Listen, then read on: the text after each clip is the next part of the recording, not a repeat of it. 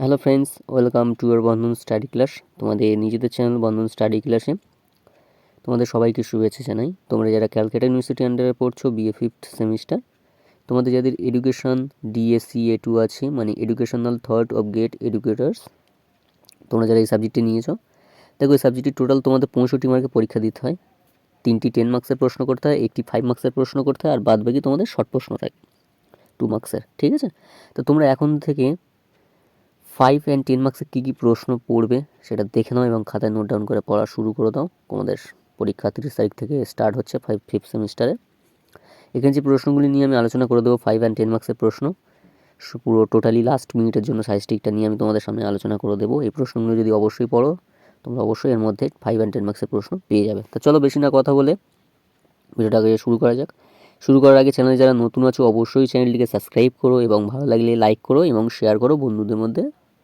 তো চলো ভিডিওটাকে শুরু করা যাক।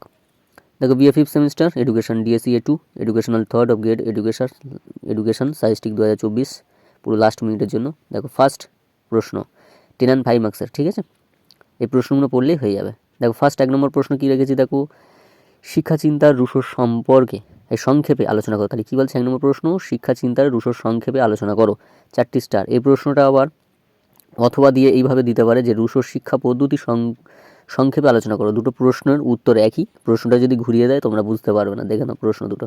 ঠিক আছে, নেক্সট 2 নম্বর প্রশ্ন কী বলছে, দেখো প্লেটোর শিক্ষাক্ষেত্রে অবদান আলোচনা করো, 4টি স্টার। 3 নম্বর প্রশ্ন, প্লেটোর শিক্ষা দর্শন সম্পর্কে সংক্ষেপে আলোচনা করো, 4টি স্টার। 4 নম্বর প্রশ্ন বলছে যে শিক্ষাক্ষেত্রে মন্তেশ্বরীর অবদান লেখো, 4টি স্টার।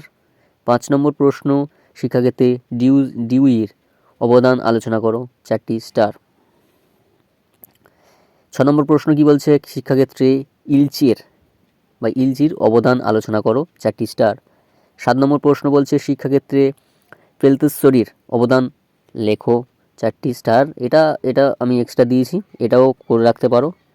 ঠিক আছে, 8 নম্বর প্রশ্ন কী বলছে, স্বামী বিবেকানন্দের মতে শিক্ষার লক্ষ্য আলোচনা করো, এটিও 4টি স্টার হবে।